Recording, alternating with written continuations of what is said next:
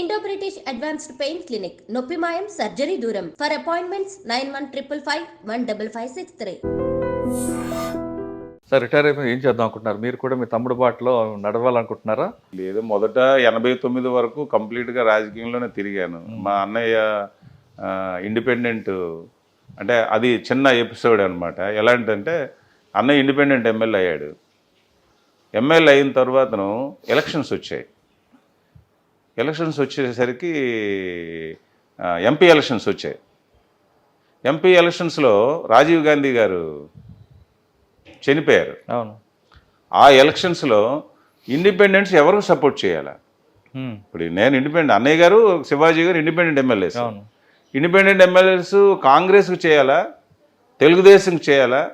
ఆ కన్ఫ్యూజన్లో ఉంటే ఫ్యామిలీ కానీ మేము కానీ, నేను కూడా డిస్కషన్లో ఉన్నాను. అందరం అనుకొని మనం ఎందుకు వాడికి సపోర్ట్ చేయడం, వీళ్ళకి సపోర్ట్ చేయడం కాదు, మనమే ఇండిపెండెంట్గా ఒక ఎంపీగా పోటీ చేద్దాము, జిల్లా అంతా తిరుగుదాము, అప్పుడు మనకు ఇబ్బంది ఉండదు. లేకపోతే ఇండిపెండెంట్ తెలుగుదేశం చేశారు, ఇండిపెండెంట్ కాంగ్రెస్కి సపోర్ట్ చేశారని అనుకోండి. ఎర్రంనాయుడు గారిని ఇండిపెండెంట్గా ఎంపీగా పోటీ చేయించాం. చేయిస్తే కొబ్బరి చెట్టు గుర్తు.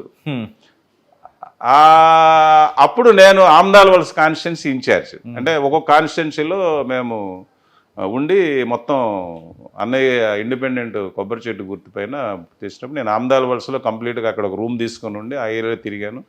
తిరిగాము. బ్రదర్కి 80,000 ఓట్లు వచ్చాయి ఇండిపెండెంట్.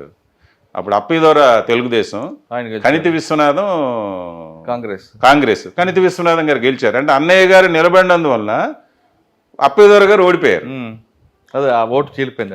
ఓటు చీలిపోయింది, బాగా గుర్తు. అలాగా నేను 89 వరకు యాక్టివ్గా తిరిగాను. పాలిటిక్స్ చేస్తేనే సర్వీస్ చేయొచ్చు అనేది కాకుండా, సర్వీస్ అనేది ఎప్పుడైనా చేయొచ్చు. పాలిటిక్స్ అనేది అది మన చేతిలో లేదు కదా. అది అంటే ఇప్పుడు రిటైర్మెంట్ అయిన తర్వాత మరి మీ ప్రయాణం ఎలాగెళ్తుంది? ఇంకా పోలీస్ ఆఫీసర్గా ఉన్నారు, ఉద్యోగం లేచింది, సాయంత్రం డ్యూటీ ఉండేవారు కాబట్టి ఒక టైం. దాని గురించి ఇంకేం నేను నిర్ణయం మొన్ననే కదా అయింది. ఫ్యామిలీ మెంబర్స్ వాళ్ళు డెసిషన్, నా డెసిషన్ కాదు. ఏదైనా మేమంతా మా ఫ్యామిలీలో మేమంతా అనుకుంటాం. సార్ మీది ఉమ్మడి కుటుంబం, ఏ నిర్ణయం తీసుకున్నా మీరందరూ ఇప్పటికీ కూర్చొని మాట్లాడతాం. ఫంక్షన్కి వెళ్తాం, మాట్లాడుకుంటాం. అన్నీ ఆ ఇబ్బంది ఏం లేదు. ఇప్పటికి కూడా ప్రతి ఫంక్షన్కి విలేజ్లో మా ప్రసాద్ అన్నయ్య గారు ఊర్లో ఉంటారు, ఆ ఇంటి దగ్గర కూర్చుంటాం. అక్కడే రామ్మోహన్ నాయుడు గారు పొలిటికల్లో అందరు ఫ్యామిలీ మెంబర్స్ అందరూ కలిసి డిసైడ్ చేసింది కూడా నిమ్మాడలోనే అందరం కూర్చొని రామ్మోహన్ నాయుడు చంద్రబాబు నాయుడు గారు పాదయాత్రలో ఉంటే తెలంగాణలో రామ్మోహన్ నాయుడు ఫస్ట్ ముహూర్తం పెట్టి అక్కడ ఇంట్రడ్యూస్ చేసి తీసుకెళ్తాం. సార్ ఉమ్మడి కుటుంబం మీది, ఇప్పటికి ఎన్ని సంవత్సరాలు అయినా ఉమ్మడి కుటుంబంలో ఉండి మీరు నిర్ణయాలు తీసుకుంటున్నారు. ఇప్పుడు ఉమ్మడి కుటుంబం పూర్తిగా చిన్నవనం అయిపోయిందండి, మీది కాదు. ఇప్పుడు అంతా ఇండిపెండెంట్ ఫ్యామిలీస్ అయిపోయి. ఉమ్మడి కుటుంబం ఉంటే బెనిఫిట్ ఏంటి, లేకపోతే బెనిఫిట్ ఏంటి, నష్టం ఏంటండి? ఉమ్మడి కుటుంబం ఉంటేనే బెనిఫిట్ అండి, లేకపోతే ఇంకేముంటుంది? మనుషుల మధ్యలో అభిమానాలు ఉండవు. తర్వాత కష్టాలు వచ్చేటప్పుడు కష్ట సుఖాల్లో మనకి పలకరించే వాళ్ళు, ఆదుకునే వాళ్ళు ఉండరు. ఉమ్మడి కుటుంబంలో లేనందువల్లనే నష్టాలు జరుగుతున్నాయి. వాళ్ళ డిసిప్లిన్ ఉండదు, విలువలు ఉండవు. ఉమ్మడి కుటుంబం ఉంటే ఇవన్నీ ఉండేవి. పాత రోజుల్లో కలిసేవారు. ఎవరైనా తప్పు బ్యాడ్ దీంట్లోకి వెళ్ళేవారు కాదు. ఇప్పుడు ఏంటంటే ఇండిపెండెంట్గా ఉన్నందువల్ల వాళ్ళకి చెప్పేవాళ్ళు ఉండరు, వాళ్ళ వాల్యూస్ ఉండటం లేదు. ఉమ్మడి కుటుంబంలో ఉంటే వాల్యూస్ ఉంటాయి. ఒకరు కష్టసుఖాలు ఒకరి ఆదుకోవడానికి అవకాశం ఉంటుంది. ఇప్పుడు నాకు ఏదో అవసరం వచ్చింది, నేను ఇంట్లో చెప్తాను నాకు ఈ అవసరం ఉందని చెప్పేసి, డెఫినెట్గా వాళ్ళు నా అవసరాన్ని ఇమీడియట్గా అటెండ్ అవుతారు. అది సార్, మీరు డిపార్ట్మెంట్కి వచ్చినప్పుడు పోలీస్కి ప్రజలకు మధ్యన ఒక అనుబంధం ఉండేదండి. పోలీస్ అంటే భయం, గౌరవం, లేదా భయంతో గౌరవం చూపించేవారు. మీరు చూస్తుంటారు, పోలీస్ స్టేషన్ వెళ్ళినప్పుడు కూడా కొంచెం దూరంగా వెళ్ళడం, పోలీస్ కనబడితే నమస్తే పెట్టడం, ఇవన్నీ ఉండేవి. ఇప్పుడు క్రమేపీ అది పూర్తిగా డౌన్ స్టేజ్కి వచ్చింది.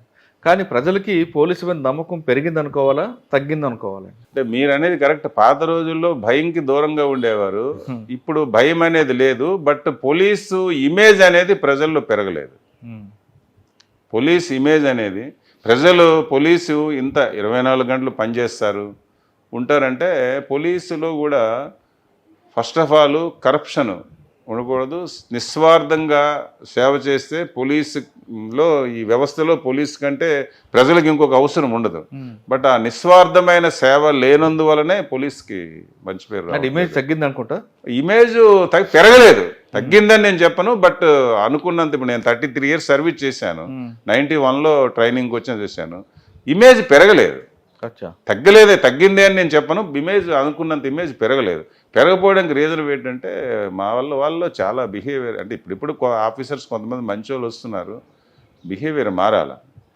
పబ్లిక్లో గౌరవం లేదు, భయంకి అలాగా యాక్ట్ చేస్తారు తప్ప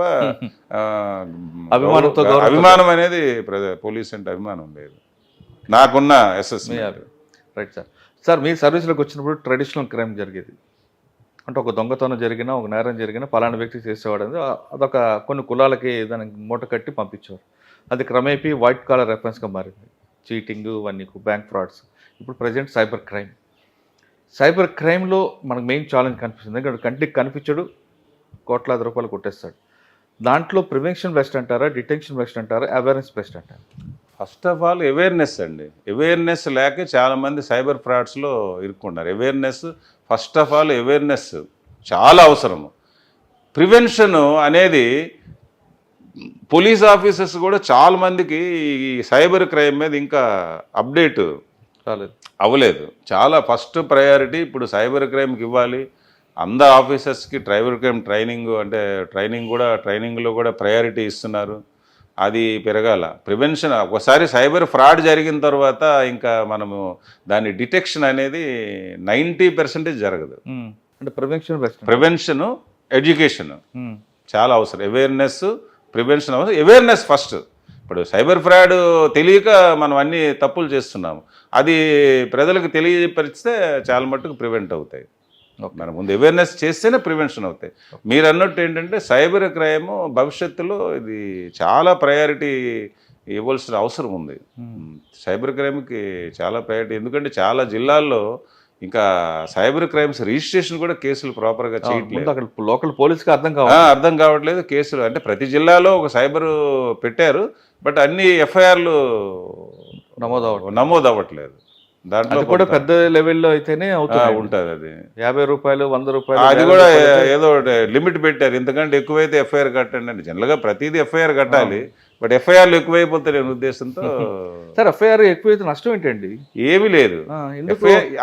యూనిట్ ఆఫీసర్స్ ఎప్పుడైతే మీరు ప్రెషర్ పెడుతున్నారో అంటే డిటెక్షన్కి, ఒక ఎఫ్ఐఆర్ కట్టిన తర్వాత అది డిటెక్ట్ చేయండి అని ప్రజలు ఎప్పుడైతే ఇప్పుడు మీరు చూడండి, మోటార్ సైకిల్ పోయిందని చెప్పేసి వెళ్ళండి చూద్దామని చెప్పేసి కాగితం అలా పెడతారు, వెతుక్కొని రండి లేకపోతే ఏదో చూస్తామని. ఎప్పుడో దొరికినప్పుడు ఒక ఎఫ్ఐఆర్ ఇష్యూ చేస్తారు.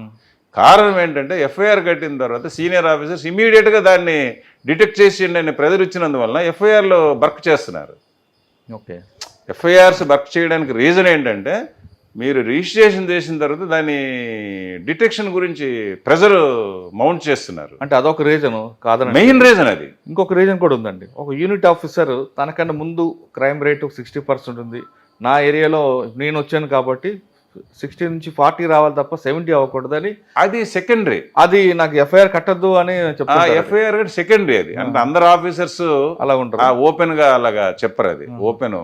క్రైమ్ పెరుగుతుంది ఎప్పుడంటే మీరు ఒక్కసారి ఏంటి పాత డేటా ఇలాగుంది, కొత్త డేటా ఫిగర్స్ పెరిగాయి అని అంటారు.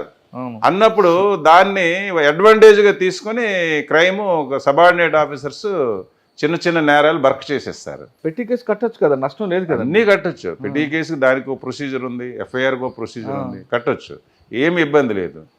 ఇప్పుడు 0 ఎఫ్ఐఆర్స్ ఇష్యూ చేయమంటున్నారు కదా. ఇప్పుడు ఎక్కడో మీకు తమిళనాడులో నేరం జరిగింది, మీరు ఇక్కడ వచ్చారు, ఇక్కడ పోలీస్ స్టేషన్కి వెళ్ళి you can lodge complaint, FIR issue చేసి దా ఎఫ్ఐఆర్ని అక్కడికి తర్వాత ట్రాన్స్ఫర్ చేయాలా. 0 ఎఫ్ఐఆర్. అంతేగాని నువ్వు అక్కడ నేరము అక్కడ జరిగింది నువ్వు ఇక్కడ ఇవ్వడానికి లేదని లేదు. కొత్త చట్టాలు వచ్చాయి కదా మనకి. కొత్త చట్టాల్లో చాలా మార్పులు వచ్చాయి. ఎందుకంటే పబ్లిక్కి మనం ఆన్సరబుల్ చేశారు. ఈవెన్ కోర్టులు కూడా ఇండిపెండెంట్గా మేము ఇష్టం వచ్చినట్టు వాయిదాలు వేసేస్తాము, ఇన్ని రోజుల తర్వాత మేము వాయిదా వేస్తాం కదా. ప్రతిదానికి టైం బౌండ్ పెట్టారు. ఒక డాక్టర్ గారు పేషెంట్ వెళ్ళాడు, పోలీస్ ఆఫీసర్ ఒక ఇంజురీని పంపించారు డాక్టర్ గారి దగ్గరికి. పంపిస్తే సర్టిఫికేట్ ఇన్ని రోజుల్లో ఇవ్వాలనేది టైం బౌండ్ పెట్టారు. పాత రోజుల్లో అంటే డాక్టర్ గారు ఎప్పుడు ఇస్తే అప్పుడే పోలీస్ ఆఫీస్ తీసుకోవాలి. ఇప్పుడు ఈ కొత్త చట్టాల్లో అన్ని టైం బౌండ్ ఫిక్స్ చేశారు. తర్వాత సోషల్ ఇది పెట్టారు, అంటే యాక్ట్ పనిష్మెంట్స్ పెంచారు. అంటే సోషల్ మీరు అన్నట్టు టైం బాండ్ పెట్టారు కానీ పనిష్మెంట్కి మాత్రం టైం బాండ్ లేదండి. పనిష్మెంట్కి కొన్నింటికి టైం ఇంత మినిమం, అంటే పాత రోజుల్లో crime కి ఇంతవరకు ఇవ్వచ్చు అని అన్నారు. ఇప్పుడు ఏంటంటే చాలా నేరాల్లో ఖచ్చితంగా ఈ అది మీరు చెప్పేది హీనియస్ క్రైమ్కి. కానీ జనరల్గా 326, 324లో కూడా పనిష్మెంట్లో అంత ఎర్లీకి రావు కదా. అవునండి, మరి ఎవిడెన్స్ ఉండాలి కదా. అదే సార్, ఇప్పుడు ఎవిడెన్స్ నేను ఉండాలా? question ఇప్పుడు అడుగుతాను. కేసు పెట్టినప్పుడు అంత సీరియస్నెస్ ట్రయల్కి వచ్చినప్పుడు ఉండదు. అవును. అంటే మేము చూసాం మర్డర్ కేసుల్లో కూడా చాలా ఒత్తిడిలు పనిచేస్తాయి, కాంప్రమైజ్ అయిపోతారు. ఇప్పుడు నేను చూసాము, మనం ఏదో చేసి కన్విక్షన్ ఇప్పించేద్దాం అనుకుంటాము. రియల్గా కంప్లైంట్ ఏం చేస్తారంటే అక్యూజ్డ్ పార్టీ ఎవరో, ఆ లాయర్ గారు ఎవరో వాళ్ళతో మాట్లాడుకొని మానిటరీ బెనిఫిట్ ఇచ్చేసి అయిపోయింది ఇవే రాదు కదని చెప్పేసి అయినా సరే కోర్టులో హోస్టైల్ అయిపోతారు. అందుకని ఇప్పుడు ప్రభుత్వం ఏం చేసిందంటే కాంపన్సేషన్, అంటే విక్టిమ్స్ కాంపన్సేషన్ అనేది ఎప్పుడైతే పెట్టారో ఇటువంటి తగ్గుతాయి. సపోజ్ ఇప్పుడు విక్టిమ్ కాంపన్సేషన్ అక్యూజ్డ్ దగ్గర నుంచి ఇప్పించగలిగారు అనుకోండి, వీడు కన్విక్షన్ వస్తుంది, కాంపన్సేషన్ వస్తుంది. మీకు అర్థమైంది కదా. పాత రోజుల్లో ఏంటంటే విక్టిమ్ అక్యూజ్డ్ పార్టీ విక్టిమ్కి ఏదైనా చేస్తే హోస్టైల్ అయిపోయేది. ఇప్పుడు కోర్టే విక్టిమ్కి అక్యూజ్డ్ నుంచి కాంపన్సేషన్, కన్విక్షన్తో పాటు కాంపన్సేషన్ ఇప్పిస్తున్నారు.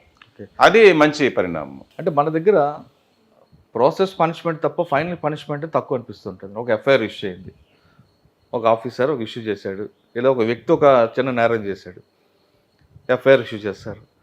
ఎఫ్ఐఆర్ ఇష్యూ చేయగానే పలానా వ్యక్తి మీద కేసు నమోదైంది, వీడిని దొంగ నేరం అని పేపర్లు ఫస్ట్, తర్వాత ఛార్జ్షీట్కి ముందు కస్టడీ తీసుకోవడం, ఆయనకి 3 రోజులు క్వశ్చన్ చేయడం, మళ్ళీ తీసుకెళ్ళి కోర్టులో ప్రొడ్యూస్ చేయడం, ఆ జైలు 14 రోజులు రిమాండ్, లేదా ఒక 3 నెలలు రిమాండ్, తర్వాత బెయిల్. ఇక్కడ వరకే పనిష్మెంట్ తప్ప తర్వాత ఫైనల్ పనిష్మెంట్ వచ్చింది అనేది ఎక్కడో పోక్సో లాంటి చట్టాలు తప్ప మిగతా రావట్లేదు. దానివల్లే మన వ్యవస్థలో, మన న్యాయ వ్యవస్థ మీద ప్రజలకు ఒక నమ్మకం పోతుంది అనేది వాదన ఉంది. ఖచ్చితంగా అండి.